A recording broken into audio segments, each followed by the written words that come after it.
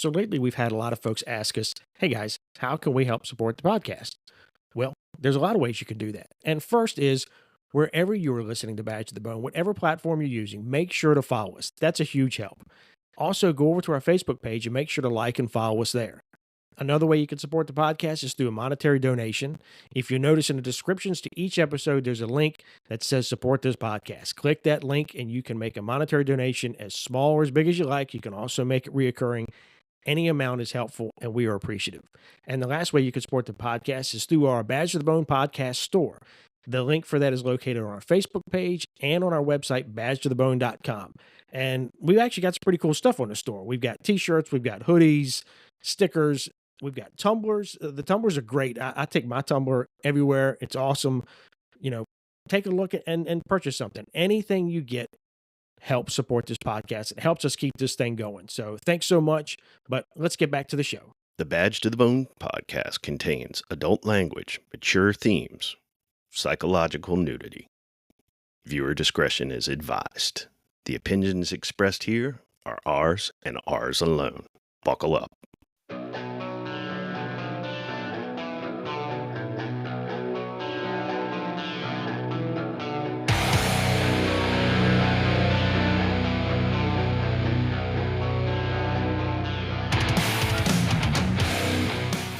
All right, welcome back to Badge to the Bone podcast. I'm Denny. I'm Al. And Al, I'm excited for today's episode. Oh yeah, I think this is a special one. Yes, sir. I give it up on society, up on my family, up on your social disease. I give it up on the industry, up on democracy. Done with all your hip-hop. Al, brother. Good morning. Morning. I know, yeah. I'm starting the day off right today, I think. Yeah, we don't normally do mornings. No, it's this is great. I'm super excited. Of course, we've been talking about it. Yeah. We've kept it secret. For the most part, I think, but I've been excited about this since the last time. Yes. So we have a tremendous guest today that we've had before that I've been looking forward to since the very last time, which was such a fantastic conversation. And I think everybody got a lot out of it. We got such a lot of positive feedback from tremendous. that. Tremendous. I mean, that was pretty overwhelming. So we have this guest back today. Yes. Well, who might that be? We have Lieutenant Colonel Dave Grossman, noted author, instructor, retired military officer, and really one of the most prolific voices that we have on subjects involving law enforcement and military affairs. Yes. Best-selling author. Yeah, best-selling. On combat, on killing. On hunting. On hunting. Which we may be talking about some into today. Yes, absolutely. But for anybody that has not read his work, it's a must-read if you are in any first responder capacity. It's really a must-read for really anybody. It's life lessons in those, but particularly for the first responders, for the law enforcement, for the military, it is a must-read. And I believe some of his works are required reading for military personnel, so which is amazing. Yes. And I mean, you can't work in this job and not come across his name. So without further ado, Lieutenant Colonel Dave Grossman, how are you? Guys. Welcome back to Badge to the Bone. Hey, I appreciate the intro. I don't know who that is you're talking about. God needs to go right. It's been a great ride. I retired from the Army 26 years ago, December 96. And I had my one book on killing out, and immediately started getting requests to present to law enforcement, and it just began to take off, and I thought, my war was a Cold War. I came in 74 and I got out in 97, and our great achievement was the Russians never came across the border. There were a couple of things, we had Gulf One that lasted 4 days, Grenada lasted a day, Panama lasted a day. But when I started doing stuff, and then the war began, and I started training our elite spec ops, I thought, who the hell am I to be teaching these guys? But I want to tell you everything I think is really important. Everybody to know. The more elite the organization, the more they appreciate what you have to give them, and the more that they're in the fight, the more they're actively seeking information. So I found that law enforcement community was enormously valuable, and we had an interactive feedback loop that became my second book and my most important book as far as prep is I had on killing, and then I had on combat. And the war began. It's a book I actually wrote for my son going to his first combat tour. Now check it out how time goes by. That boy has now retired after 27 years, 9 combat tours, 3 Bronze Stars. And, that's how far things have progressed across the board. The generations come and gone, and the new greatest generation are rising up, and you all are part of it. That greatest generation of these incredibly violent and demanding tribes, that people are rising to the challenge. So it's just been an awesome walk. And I tell everybody out there to kind of be that guy who's pushing the envelope. And I'll tell you a story. If we can kind of start off with this, and I don't think we talked about it last time. A guy named Mike Neal was a fish and game officer in Arkansas. And 2 cops have been murdered by a father and son, white supremacist guys, and there was a dragnet coming from every direction. And a fish and game officer was from 90 miles away, 100 miles an hour, was racing. It was West Memphis, Arkansas. He pulls into the parking lot of Walmart, and these 2 idiots had killed 2 cops and just went to Walmart and went shopping. They just went on with their life. And the sheriff and a deputy were pinned down behind a police car. The sheriff didn't even have a gun. The sheriff never ran for re-election. The sheriff was a destroyed human being. Mm-hmm. These 2 cop killers are gunning him down. He hadn't even got a gun on him. God bless him. He was done. And Mike Neal calls on the radio and says, I found you 2 cop killers. I found the vehicle. They got 2 of your cops pinned down behind a police vehicle in the Walmart parking lot. And they said, who are you? What are you talking about? He said, I ain't got time for this. And so his game and fish vehicle is in the National Law Enforcement Museum. He was a law enforcement officer of the year. But he floored his vehicle about 45 miles an hour. He slams into the back of their van and engages in this horrendous gunfight. Now, his windshield has got bullet holes coming in from every direction. But there's one little circle of bullet holes going out where he killed the one, and one little circle of bullet holes going out the other way where he killed the other. Wow. And he's shooting through the back of the seats with his own AR and his own ammo, and killed them both, game over. And he told me something. And now he's gone on to become the sheriff, other deadly force engagements, shot more bad guys than the flu vaccine. And I interviewed him just a month after that incident. He said, I'm the kind of cop other cops make fun of. He said, they don't make fun of me no more. But my message to everybody out there is to be that kind of cop, to be the one that pushes the envelope, and these incredible times. And you guys here, badge to the bone, be badge to the bone. That's such a beautiful concept. That's who we should be. It's what we should be. And push that envelope and do our best to rise to the challenge, because things are bad. Things are crazy bad. All around us. Homicides exploded like nothing we've ever seen before. Year-over-year increase in homicides. Recruiting is down. Retention is down. Things are coming unglued in every direction. I think the question everybody ought to be asking, when we get addressed right now, why do we stay in the fight? Why don't we just quit and do something that pays a lot more and don't have people spitting at you and attacking you and murdering you on a daily basis? Why do we stay in the game? So I kind of want to toss that back at you, Denny. Why are you staying in the game?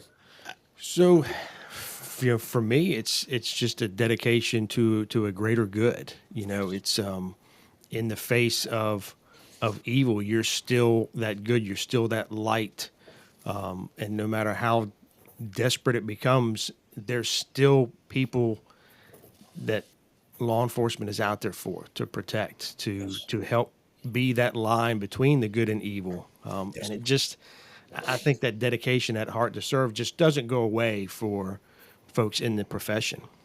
It's very easy to be down, to be cynical, in the times that we're going through. I think I speak for both of us when I say that we have felt that Yeah. many days. We still feel that, but like Denny, I really believe in the importance of what we do. I really believe in my faith tradition is Anglo Catholic, and I look at the symbol of Saint Michael, and what does he stand for? Yeah. And that somebody has to be a line between the light and the darkness. Amen. Uh, my presentation is always evolving. And the first half hour is how bad it is. Medical technology is holding down the murder rate. If we allow for medical technology, the murder rate's gone up virtually every single year since the 1960s. I was invited to the White House as a part of the President's Roundtable. I'm invited back to the White House to brief the Vice President. I told him, just like we have inflation-adjusted dollars, we need medically adjusted murders. And when we do that, it will absolutely transform the way we see the situation. Now, we're a wealthy nation. When things are wrong, we throw money at it. And we have not even begun to throw money at this problem. Just the explosion of violence, never in history have we seen more than a 12% annual increase in homicides. But in 2020, there was a 30% annual increase in homicides. And when you allow for medical technology, the reality is that the numbers up today actually represent vastly more that were harmed and injured medical tech. Cop slaps on a tourniquet, saves their crime victim's life. We prevented a murder. Tourniquets alone have cut the murder rate in half. So this extraordinary number in 2020 is actually orders of magnitude worse than it looks. It's bad. It's crazy bad. Record number of cops shot in the line of duty. Record number of cops murdered in the line of duty. And I've been trying to explain to people why I stay in the fight. 67 years old. I retired 26 years ago. Been on the road over 200 days a year for 26 years. Waiting at home for me is my bride of 48, almost 49 years now, my high school sweetheart. She was 15. I was 17 when I proposed to her. We are from Arkansas. Yeah. So 2 years later, she married a crazy Army paratrooper. Been this ride with me for almost 49 years. It was over 50 years ago I proposed to her. I love her more than life itself. But I get home one, maybe 2 nights a week, a conjugal visit, clean underwear, back on the road. Because the only people on earth more precious than my bride are my children, my grandchildren. I got a grandson in the Army now. In the blink of an eye, I'll be a great grandfather. And we believe if we love our children, if we love our nation, if we love our God, we give 100%. That's what love means. Love means the worse it gets, harder you fight. And I tell people, this is all kind of new, and since we talked last, I'm weaving into my presentation. I think it's terribly important. I tell people, look, you got a sick baby at home. What do? Abandon the family? Oh, sick baby, does something. I'm out of here. No. Got a sick baby. You'd empty the bank account. You'd start up a Kickstarter fund. Maybe you or your spouse would quit the job to be with the kid full time. That's what love means. Love means the worse it gets, harder we fight. And things are bad. Things are desperate bad. If people just knew how bad it was, we'd start throwing money at this problem. But it's being hidden. It's being concealed. The 2020 is the George Floyd effect. That explosion of homicides. New York Times reported it. They said unprecedented explosion of violence in 2020, and then they buried it on page 5 of Sunday Supplement. Never mentioned again because it points the finger right back at them. At their reporting. And everybody's got to understand what's happening here. We've got to get inside the head of these people. But their religion, and it's Marxist dogma, it's Marxist doctrine. The world divides into the oppressor and the oppressed. And the oppressor is always evil, and the oppressed is always good. So in their minds, the criminal is the oppressed, and the cop is the oppressor. And they've been taught to attack the oppressed, to kill the oppressor, to attack the oppressor. The oppressor's evil. And this whole Marxist dogma, the oppressor and the oppressed, we see these crazy prosecutors that have been elected in New York and in San Francisco and L.A. How'd that happen? Well, it's not. It's a straightforward fact. One of the world's billionaires, Soros, dump money into these elections, and you dump a bunch of money into these local elections, and you can elect anybody. And he's got all of these people who believe in this Marxist dogma about the oppressor and the oppressed, and the people in prison are the oppressed, and the cops are the oppressors. And what's that generated, and it really came out in the George Floyd effect with the explosion of violence, the cops are evil. And you see evil, you attack evil, you kill evil. This is guerrilla warfare against the oppressed, against the oppressor.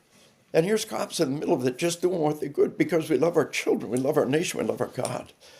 And I've been starting every presentation recently with the Pledge of Allegiance. And I say, what are the last three words you just said? Justice for all, and justice for all. I said, that's our purpose in life. Everybody else, those are three words we mumbled as kids today. That's a solemn, sacred obligation for us. And it is the solemn, sacred obligation of the strong to protect the weak. Now that's virtuous philosophy, not this goofy Marxist nonsense that we these are the oppressors, so they're evil. And that's why the whole Israeli thing. I mean, on October 7th, over 1,000 civilians murdered, babies beheaded, mass rapes, a horrific evil action and an execution of civilians. It's unlike anything we've seen since the Holocaust. And people say, well, Israel's the oppressor, and they had it coming. They had that coming. And they won't condemn these terrorists because the terrorists are the oppressed, you understand? And that's their mindset. And Israel I had think it that coming. situation illustrates it It is so perfectly. Oh, it's so twisted. So just understand, our principle is it is the duty of the strong to protect the weak. And I asked people, what's the opposite of evil? And you said something so good there, brother. You said about confronting evil for the greater good. And the opposite of evil is love. Evil is the absence of love, just as darkness is the absence of light. And how do we fight evil? With love. Love for our family, love for our nation, love for our way of life, love for our God.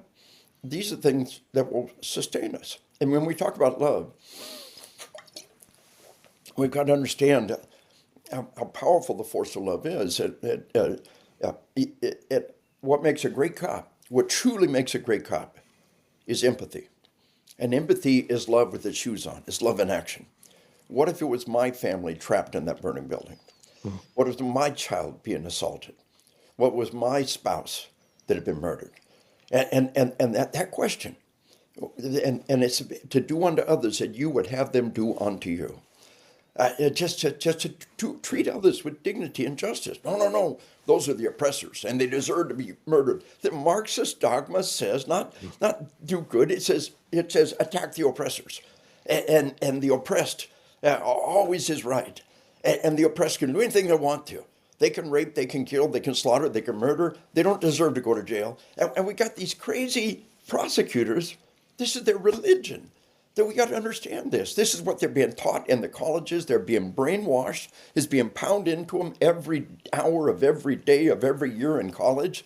That there's the oppressors and the oppressors are evil and they deserve to be slaughtered. And we need to rise up against the oppressors and gun them down and start from the ground up with them, of course, on top this time.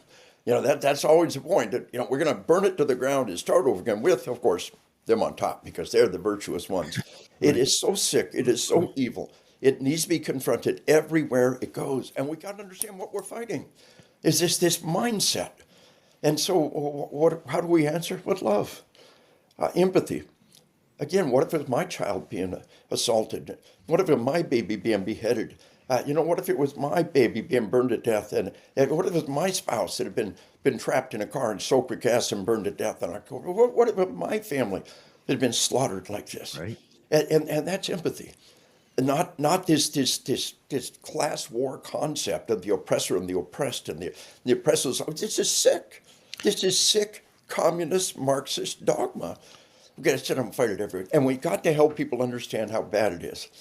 And that begins by talking about medical adjusted murders.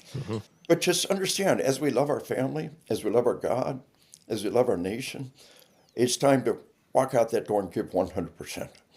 And because of love. And that's the greatest force in the planet. That's the reason why people lay their life down is for love. Across nature, the mama critter will lay her life down for her babies because she loves them more than life itself. But nowhere in nature will a mama critter lay her life down for somebody else's babies. Right. So what manner of love is this? Jesus said, greater love is known than this. They lay down their life for their friends.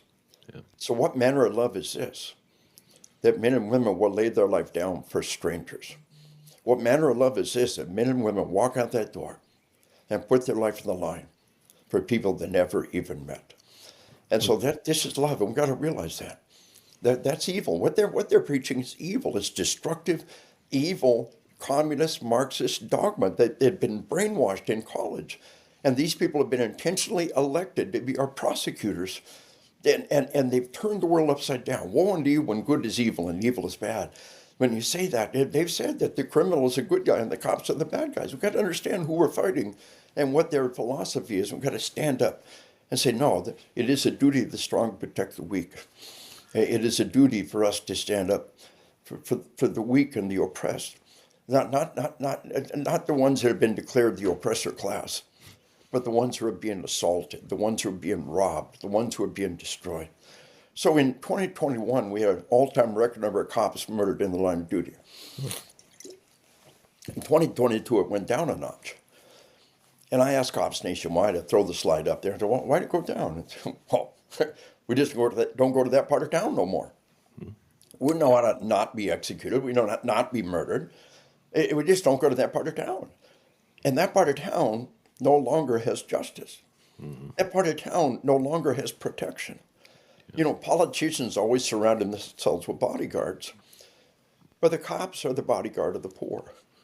The cops are the ones who answer the needs of the poor. So here's these politicians surrounded with bodyguards who wants to take away their gun rights, by the way, and wants to make them totally open to these evil criminals. This is just a sick and twisted dynamic. And the sooner that our civilization figures out and starts throwing money at it, the person who decides whether or not to shoot your kid should be the best paid, best trained, best qualified guy on the planet. And we're going to do that. That's what we do. When things are wrong, we throw money at it. That's how we won World War II. We just threw money at it. And that's how we won the Cold War. We outspent the Russians. What we do in the pandemic, trillions of dollars thrown at the problem. And it's coming. And we'll see cops get paid what they deserve to be paid. But right now, things are bad. And we got to take a deep breath. And remember what sustains us.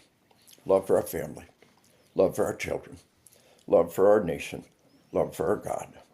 And as we love those things, the worse it gets, harder we fight, we stay in the fight. Does that all kind of make sense? And weaving together what folks across America are telling me. Yeah. I mean, I think you have a perfect 30,000 foot view of this. Yeah. You know, you're seeing that intersection of the political, the spiritual, the real world, boots on the ground stuff. It's all intertwined. I mean, it really is. It all connects at some level, and it affects one part, affects the other part. And it is just hard. I mean, you talked about what kind of love is that where folks will go out and put their life on the line for people they don't know. And, you know, you can actually take that a step further. They will go out and put their life on the line for the people that hate them. Yeah, even better. And people that hate them and don't want them there, they will still put their life on the line for them. I'm going to steal that, brother. That's going right into my first half hour. I'm going to steal that. That's so good. Of course. It's just you just put a round in my magazine. But if you miss one of those components, you're not seeing the whole picture. Yes. If you're just looking at one, you're missing everything else. Yeah.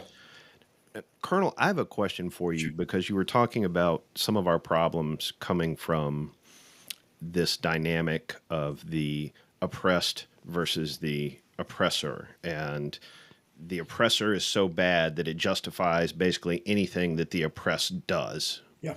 Yep.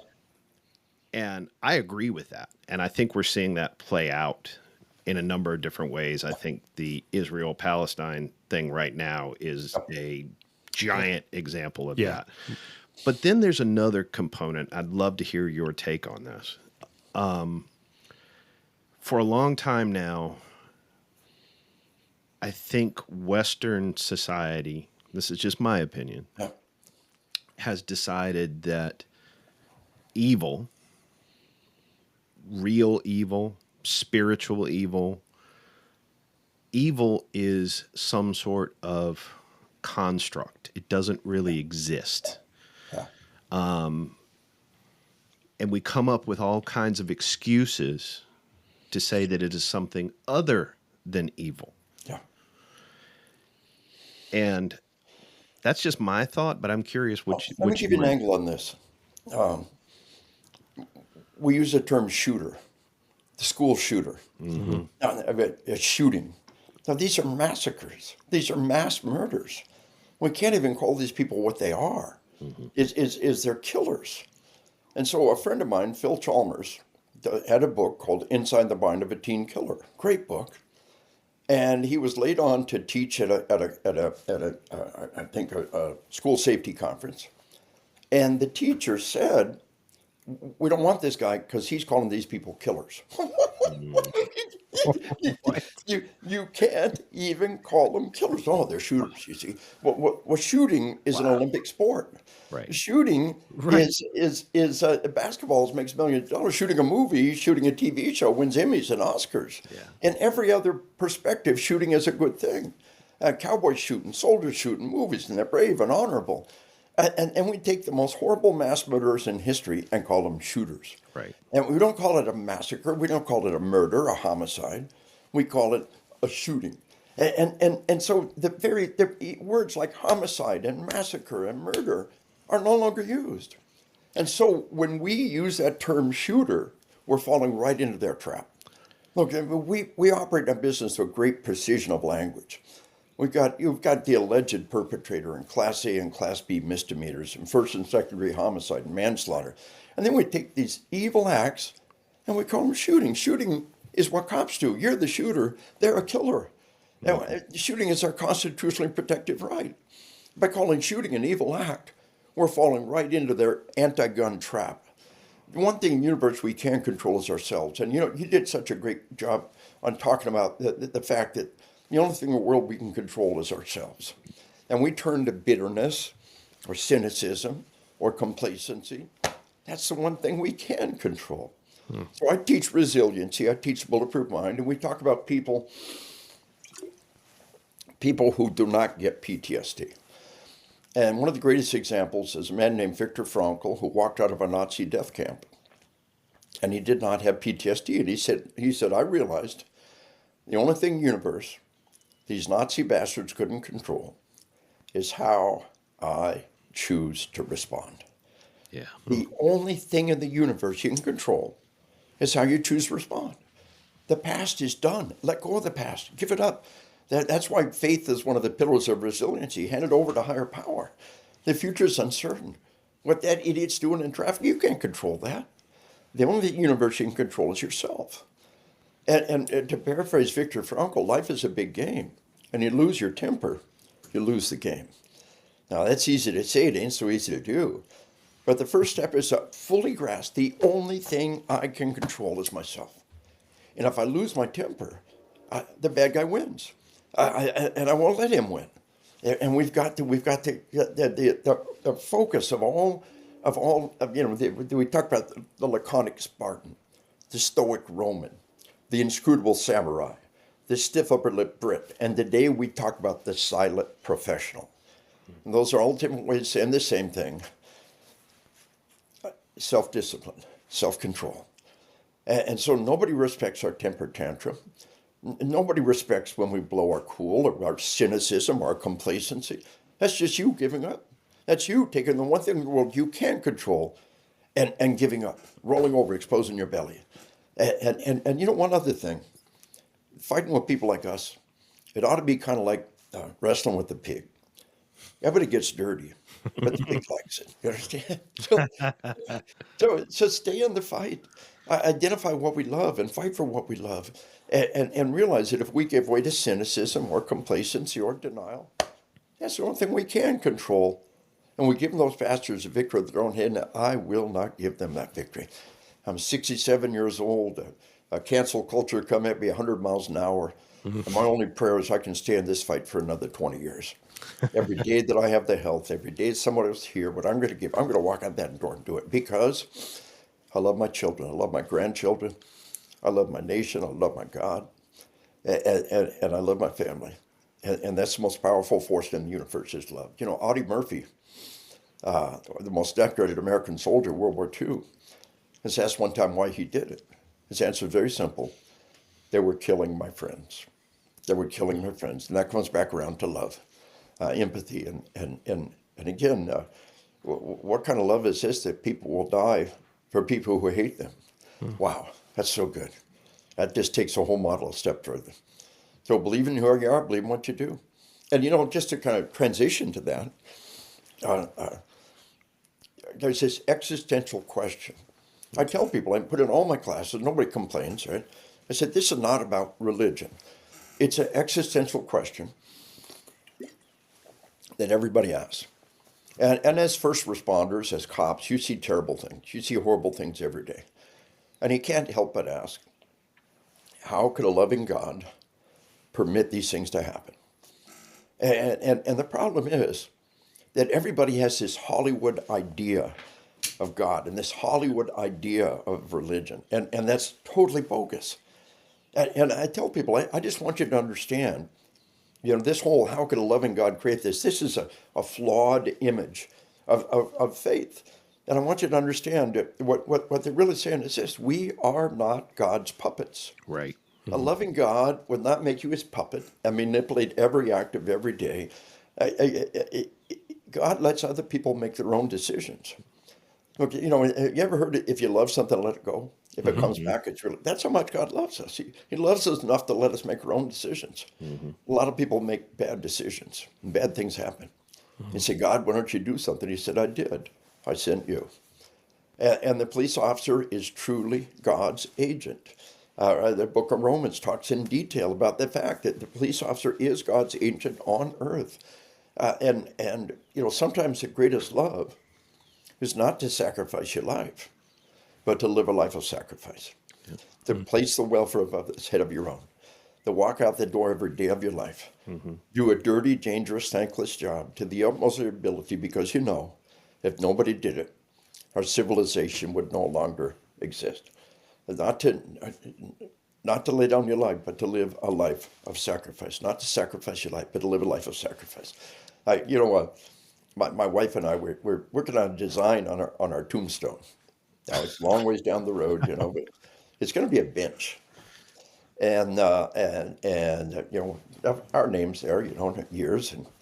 And right across the top, it's going to say, sit down, weird traveler, take a load off. And the asterisk. And you drop down to the front edge of the bench, it says asterisk. Yes, this is an engraved invitation.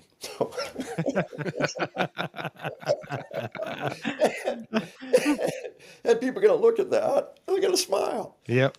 And what we got then is on the top, we got this verse. God so loved the world that he gave his only begotten son. Whoever believes on him shall not perish, have everlasting life. And then under that, the verse that says, O grave, where is thy power? O death, where is thy sting? So here's the key. This is not our home. We're soldiers deployed to a war zone. And when we die, we got to go home. This is not our home. And we've got to recognize that our duty in life here is to love God and love people. This is our mission statement. God's given us a mission, love God and love people. And so what we got to do is pray for love and pray for faith. You know, people are out there saying, I wish there was a loving God, you know. And well, my book on spiritual combat, we really had a lot of success on spiritual combat. People understand if there's a force of evil out there, then you need a force for good on your side. And this is the force for good, the God of our fathers and the God of our ancestors and across the millennia that we can lean on and depend on in our hour of need. And we can let this world tear us apart, but we know where we're going, and that's a good thing, and that gives us great strength. And we fight the good fight, but this is not our home. And here's the heart of it all. Then to understand, don't blame God. Don't curse God when He doesn't answer your prayers the way you think He should. You got to look at the big picture and take a deep breath. In the end, everybody dies physically. No matter how hard you pray, no, they're going to die. And in the end, every nation falls over my dead body, but sooner or later our nation will fall. In the end, our sun will die, but eternity continues. And if you can wrap your mind around the unthinkable immensity of eternity, then any suffering on this earth is nothing compared to eternity in heaven. And keep your eye on the big picture. Don't let the things of this world pull you down. Stay focused on the ball. Stay on the ball. And if you got even the remote idea there might be a life after death, then it is the most important thing in the universe. And so I recommend First and Forward for those in the fight, my book on combat. But for those who want to take the next step, I wrote the book on spiritual combat. I've got what I think of as a box. We got on killing, we got on combat. But you can't understand killing or combat without understand hunting. And the final part of the box is on spiritual combat. We tie it all together in a package. So we wrote the book. We talked before the show about on hunting here. And, Yep. I think the single best way to prepare for combat is to hunt. And I tell people, if you don't hunt, go with your friends and do it, see what it's about. There's so much going on there. I've heard it across a quarter of a century traveling and talking to cops. They pick me up at the airport and we talk, and then they take me back to the airport and we talk, and over and over again we talk about hunting. It's just a subject that keeps coming to the top across all these years. And people talk about the fact that there's people who walk into the bar and nobody wants to fight with them. And they're almost always the hunters. And they're killers. Now, we all kill. Your body right now is killing millions of microorganisms. When your body stops killing, you die. Oh, I'm a vegetarian. I don't kill nothing. Well, right now, billions of rats and mice are being exterminated around the grain elevators. And if we did not exterminate billions of rats and mice around the planet, they would get into the grain elevators, they would reproduce exponentially, and we would all starve. Everybody kills. Life is about killing and staying alive. And that's the cycle of life. That's the way it was meant to be. And so those who have had experience, throughout history, the hunting group and the war group were the same. And the hunters and the skills we learned as hunting were the skills we learned in combat. And there's so much going on there. We've got auditory exclusion. I ask hunters, you fire your rifle one time at the range without hearing protection, your ears ring the rest of the day. You go to shoot a deer. Boom! People a mile away hear the shot. Hunter, what do you hear? Don't hear it. And ears don't ring. By the way, Yep. you are still getting hearing loss. The shutout is in the nerve. The ear is still being hammered. Wear hearing protection when you hunt. Or you deaf old geese like that. It's a pain in the butt. Yeah. So I'll give another angle on hunting now. Not just the auditory exclusion, and I really believe that I've thought a lot about what we call buck fever. Somebody shoots that first one, and there's a set of neurons firing that are never fired before. These are our hunting neurons. These are the predator neurons. See, we're talking on hunting. Throughout the history of our species, we've been in the middle of the food chain. The British government says between 1900 and 1910, in India, over 100,000 people were killed by tigers. Wow. Just a century ago. Within that decade, these are the ones they know about.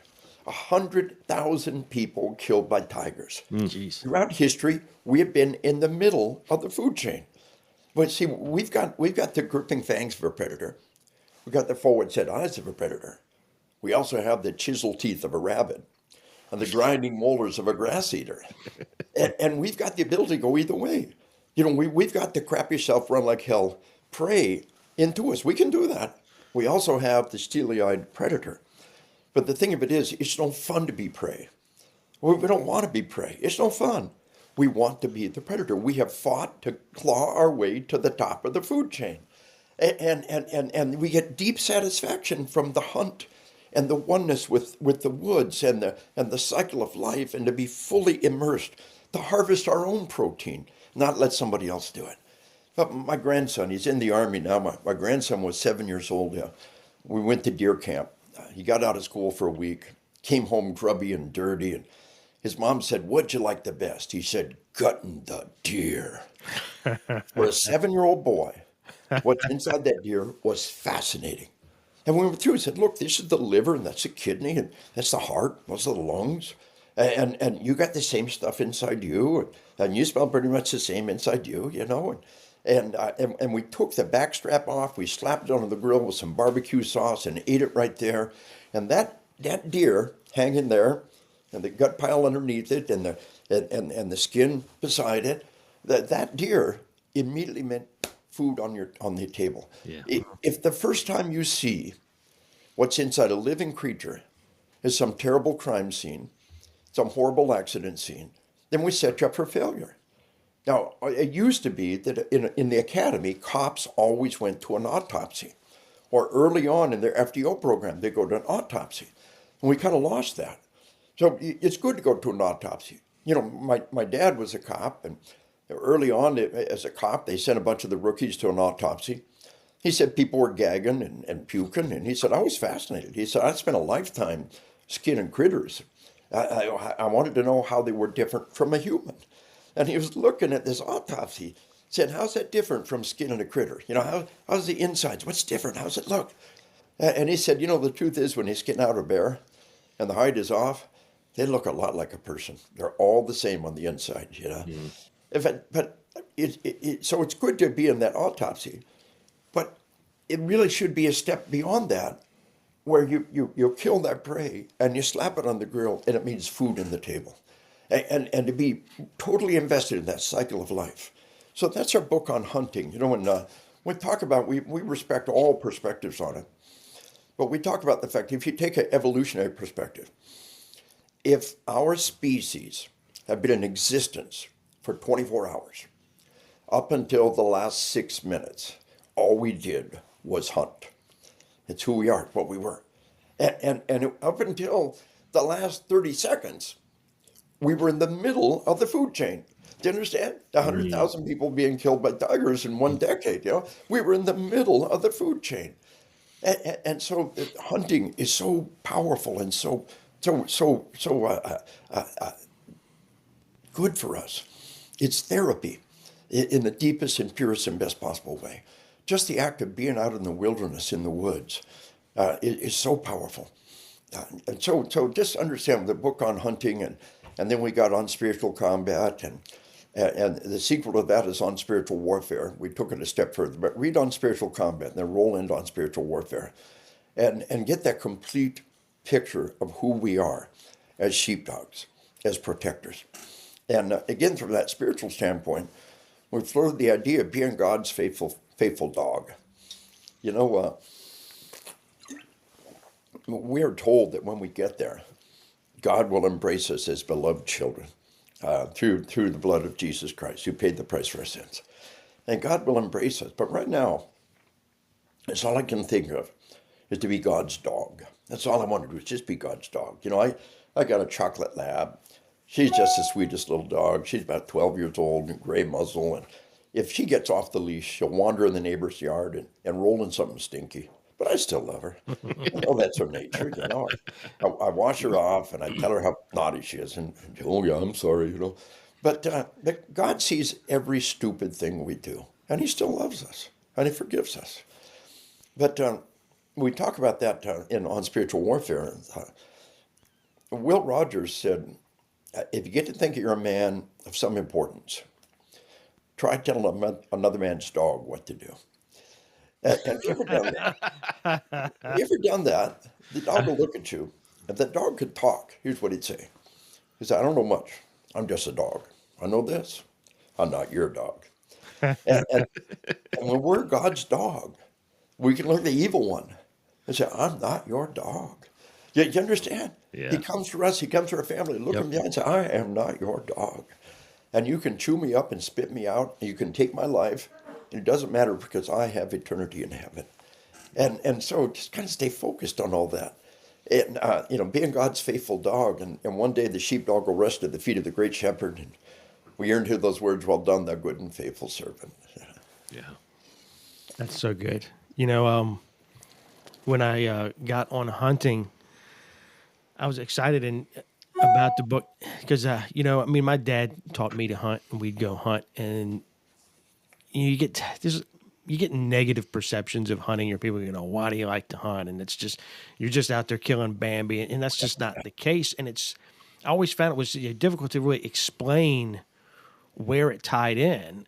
And I felt like your book really, I was like, this is it. This is what Yes. I have a hard time conveying to folks. I hope folks that you're either skeptical of hunting or not big will read it and kind of understand more of the history and how it ties in and how it ties into the full circle or for your whole box. But it Yes. really does. And that's what I appreciated about it, is that it really, gave all the perspectives Thank you. of exactly what this is and how meaningful it is, and where the importance of it is, and where it falls into today's society, which I think a lot of people try to say, Yeah. well, there's no room for it in today's society, and there's nothing farther from the truth. Yes. And I thought it really did a great job of Thank you. really And highlighting. that was really one of the goals, was for us to be able to articulate. You can take quotes out of it. You can get concepts out of Yep. it. For us to be able to stand up and explain to people. Yep. And one of the parts of the book is the Kenya versus Namibia model. Mm-hmm. Kenya has banned all trophy hunting, and their game is being slaughtered. They're just being slaughtered. The locals kill it for food. Poachers kill it. They can't afford game wardens. It's just, they're being slaughtered. Meanwhile, Namibia has kind of drawn a circle around every village and said, everything in this circle belongs to you. So that crazy American who will pay $100,000 to kill that lion, and oh, by the way, the lion is at the end of his life cycle. And oh, by the way, death by old age in nature is a slow, hideous, horrible death. How do you think critters die by old age? If you don't have a predator there to give you a reason, and predators will eat the soft, gooey parts first. They will literally eat you alive. They'll eat the soft bits first while you're in agony. But they'll end it fairly quickly. If you don't have a predator to bring your death, it's the insects and rodents that kill you over a period of days. Death by old age in nature is an ugly, hideous, horrible death. So we'll take that, pay $100,000 to kill that lion, and all of that money at the end of the life cycle with a quick ethical death, and all that money goes back into the village. And the village have got all the game wardens they need, and they've got all the things that they need. How much money did the anti-hunter give to that village? How much money did the Zero. hunting protester provide? And see, the money that we provide, where do you suppose the money for Department of Natural Resources goes? Our hunting license, our fishing license, our deer tags. Where does that money go? It goes into sustaining nature. How much money did the anti-hunters provide? We talked about bird hunters. We talked about, this whole business of preserving, the wildland, Ducks Unlimited.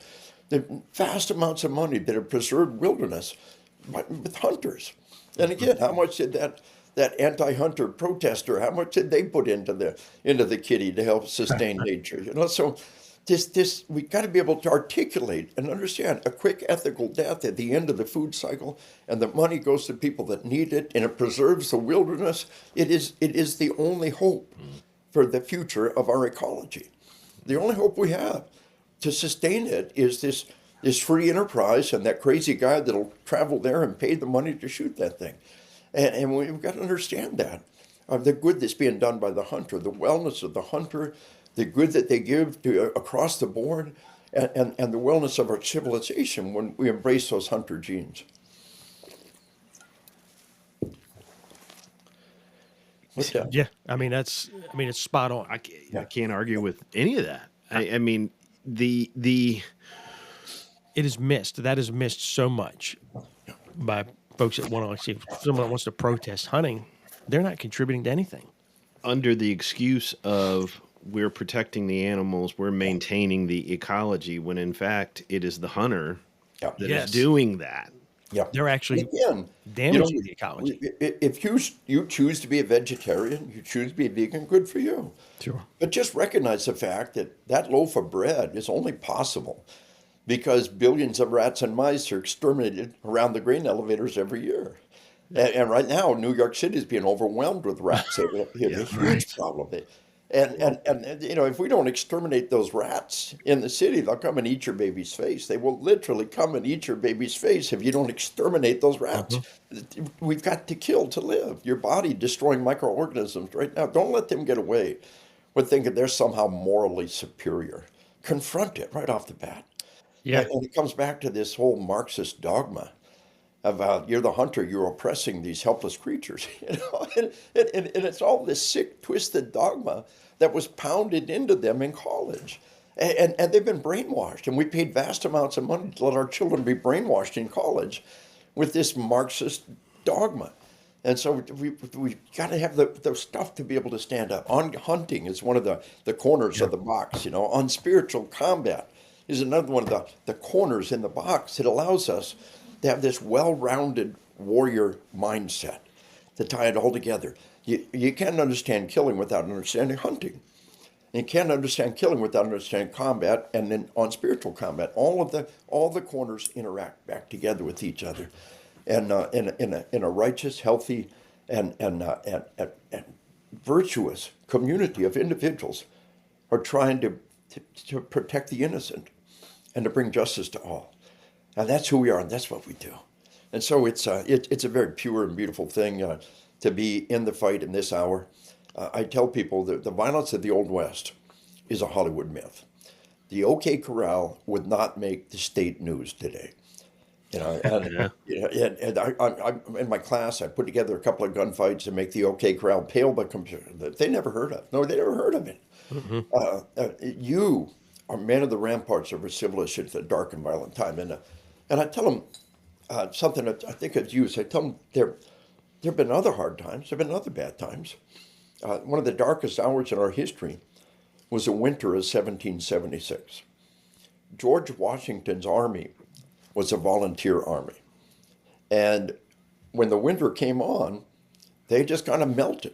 They went home. I mean, bloody footprints in the snow in Valley Forge is real. And then George Washington came across the river on Christmas morning and killed him.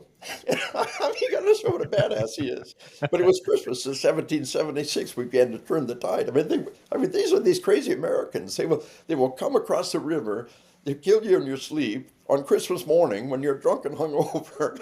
Don't mess with the Americans. This is what we do, right? So here's the winter of 1776, and Thomas Paine wrote these words. These are the times that try men's souls. Stop. Your soul's on trial. You're being judged. Are you standing up for what's right and virtuous and strong? Or are you just staying out of the fight? And here's what he said. He said, these are the times that try men's souls. The summer soldier and the sunshine patriot will shrink from their responsibility. Are we solar powered? Are we water soluble? We're in the fight when times are good, but times are bad, we pop smoke and get out there. No. The summer soldier and the sunshine patriot will shrink from their responsibility. For those who answer the nation's call deserve the thanks of all men and women. Then he said this, we have this consolation. Here's a payoff. You ready for the big payoff? The more difficult the battle, the more glorious the victory. Mm-hmm. Your grandchildren will talk about you like Wyatt Earp. We have manned the ramparts of our civilization in our darkest, most desperate hour. Paraphrase General Patton. When they said, Daddy, what did you do in the big war? You don't have to say, well, I shoveled shit in Fort Jackson. You don't understand? You stood up and fought the good fight in our darkest hour. And you believe in who you are. And you believe in what you do. And so that's kind of the message in a nutshell. We wove in on spiritual combat and on hunting and the box, if you will. Yeah. And I recommend the books highly. Thanks for your kind words about it. Oh, And absolutely. just understand that this is not our home.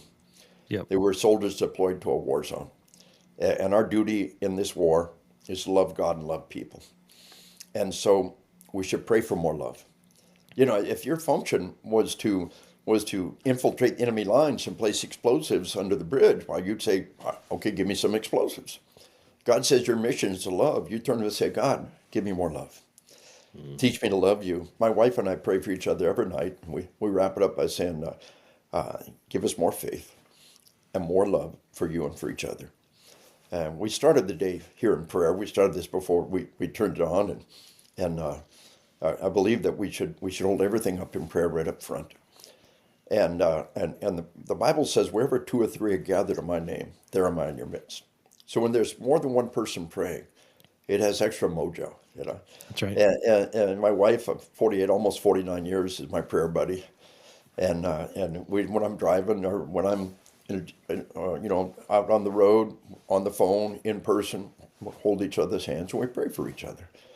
And the most important prayer is more faith, more love. And come back to praying for faith. You say, I wish I was a loving God. I wish it was true. I would love to live in a universe where that's what happened. Well, recognize that wish for what it is, as a little seed of belief. Because faith is a choice. And we don't know, 95% of the universe is dark matter and dark energy. We don't know what it is. We don't know. There's so many things we don't know. But faith is a choice. And take your little seed of faith and pray for more faith. And God wants us to do that. The man came to Jesus, asked him to cure his child. Jesus said, if you had enough faith, anything's possible. He said, Lord, I believe. Help my unbelief. Boom. Jesus did what he asked him to do. Just ask for more faith. Ask for more love. Get up every morning. Fight the good fight. And know that when our time is over, then we go to a beautiful and glorious place. And if I get there first, I'll save you a place by the fire. Much appreciated. That's so good. Man, it's always so good to have you on. Your perspective is just tremendous. It really does encompass everything that we should be focusing on. Your energy and your resiliency, just I it's nice to sit here and just, Denny and I, we do so much talking doing this, and then just to sit here and just take in what you're saying, because it's like a spiritual recharge. Praise God. Thank you, I was guys. just going to say that same thing. My battery was low and now my battery's full. I mean, Yeah, it really, that's what we want to do. We want to be Yes. out there and be energy givers. We don't want to be an energy sucker. We don't want to be just sucking the life out of things. And it's a choice. Yeah. You can choose to talk quiet or talk loud. You can choose to walk slow or walk fast. So make that choice. The only thing universe you can control is how you choose to respond. Make that choice to believe in who you are, believe in what you're doing, do it with energy, do it with vigor. And anybody who tries to pull you down, just ignore them and stay focused on the big picture. Back to Mike Neal, Sheriff Mike Neal. I'm the kind of cop other cops make fun of. Well, we'll go out there and be that kind of cop. And that's you guys. I love you too. I love being on board with you. We had such a great time last time. We hit sleep yes. and other dynamics and the big challenges out there. But this time we took a step further out, like you say, and the kind of a wonderful world vision of the whole big picture. And it's been really good to tag team this 2 times. And anybody listening to this, catch that first one and catch, the other things that Denny and Al are doing. And catch the Badge to the Bone podcast. You'll be glad you did. There's all kinds of great things in there. we appreciate Thank that so you. much.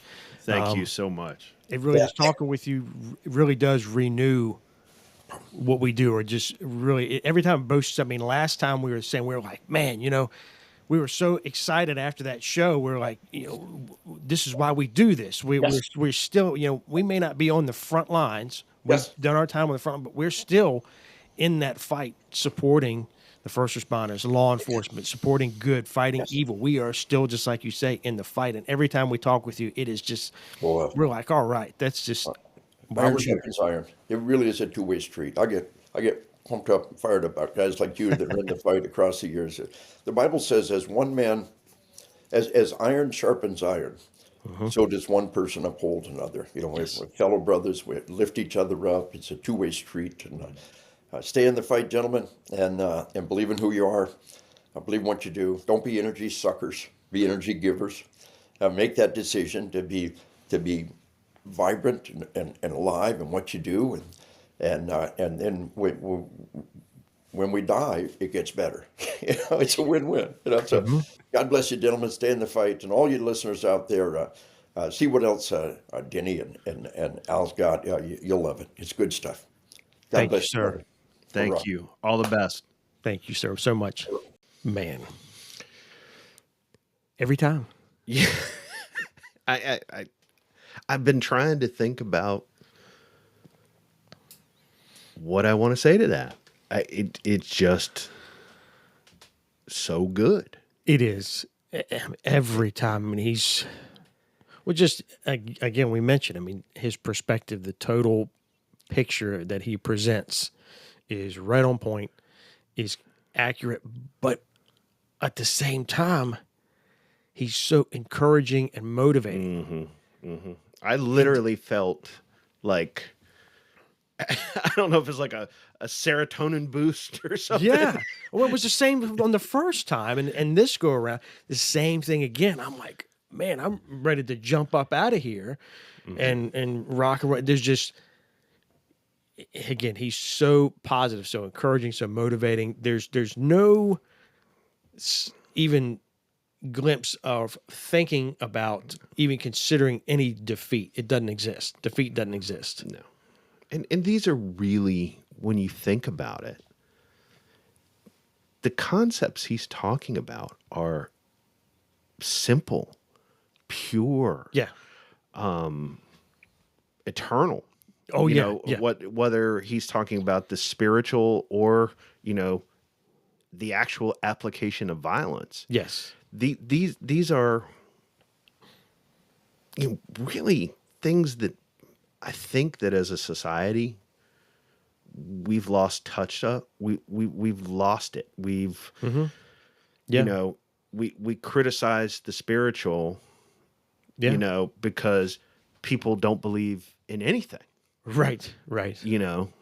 And this, just like we say, we're not a political show, we're not a religious show either. Sure. But politics, spirituality, Is a component. and they intersect with the things we talk about. It really does. And you can't ignore it. No, you can't. You can't ignore it. You can't dismiss it.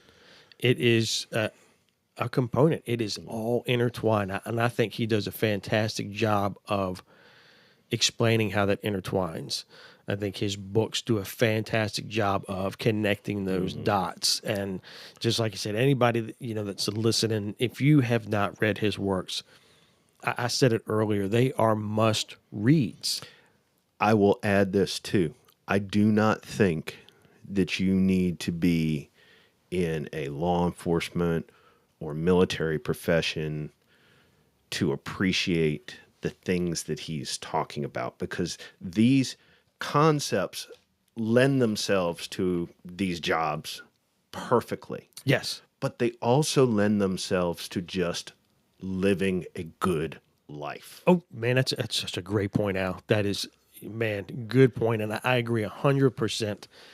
And I would say that even for those that are not in law enforcement, not in military, I think they could potentially even get a greater benefit because, like you said, it is applicable to life, and it's applicable to understanding these professions. If you have loved ones that are in these professions, a neighbor, or even if you have nobody at all and you're watching this stuff on TV and you're trying to wrap your head around these things, read his works. It's a tremendous perspective. It's about living a life of service. Yeah. And it doesn't have to be being a gunslinger, That's right. That's right. and those that may just, it's about killing. Oh, it's about combat. And that's not, I'm not for that. It's no, look further. Yeah. Look further, because, and you know, again, we're not a religious show, but we do have that intersection. And I go back to something that kept popping up while he was talking in my mind, and it's an Old Testament verse. Who will go for us? Right. Right. Here am I, send me. Yeah. Isaiah 6:8, I believe that's what it is. And I heard a voice from the Lord, whom shall we send? Who will go for us? Here am I, send me. And I love that, Yes. because that exemplifies, I think, what we at least should be doing Yeah. in this job. Man, very true. So good.